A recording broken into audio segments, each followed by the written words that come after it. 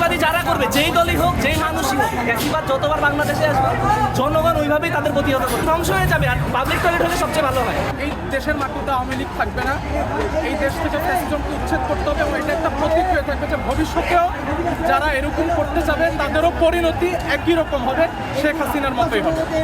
আমরা কিন্তু অন্যান্য নেতাদের এত ইয়া করি নাই, সেই নবীর পর্যায়ে নিয়ে গেছে সেই মুজিবকে, এইটারই বহিঃপ্রকাশ এখানে। মানে ফ্যাসিস্টের মানে কবর এখানেই হবে, এই 32-এ শুরু হয়েছিল, এই 32-এই হবে ইনশাআল্লাহ। মুজিবের প্রতি ঘৃণায়, আমার জন্ম ঢাকায়, আমি জীবনে ঢুকি না এই বাড়িতে, এই বাড়িতে এই অবস্থায় প্রথমবার ঢুকছি, আলহামদুলিল্লাহ, আল্লাহর কাছে শুকরিয়া, এই অবস্থায় আমি ঢুকছি। ফ্যাসিবাদী যারা করবে, যেই দলই হোক, যেই মানুষই হোক, ফ্যাসিবাদ যতবার বাংলাদেশে আসবে জনগণ ওইভাবেই তাদের প্রতিহত করবে, এইভাবে। মানে লজ্জার সাথে যাইতে হবে। হাসিনা সম্মানের সাথে যায়নি, ওর বাবাও জানে সম্মানের সাথে। অন্যান্যরা কিন্তু এরশাদ জেলে গেছিল, খালেদা জিয়া জেলে গেছিল, ওর মতো পালায়া যায় নাই, ও পালায়া গেছে, ওর বাবাও পালায়া গেছে।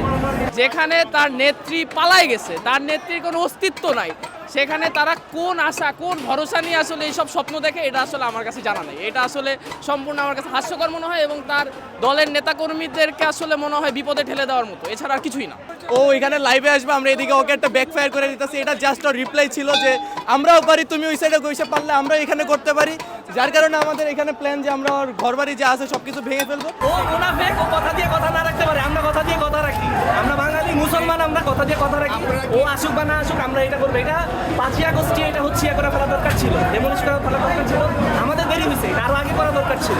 ধ্বংস হয়ে যাবে। আর পাবলিক টয়লেট হলে সবচেয়ে ভালো হয়, মানে মানুষ দেখবে। আবু জাহেলের কবর যেমন হইতেছে পাবলিক টয়লেট হয়ে গেছে, এরকম মুজিবেরটা হবে।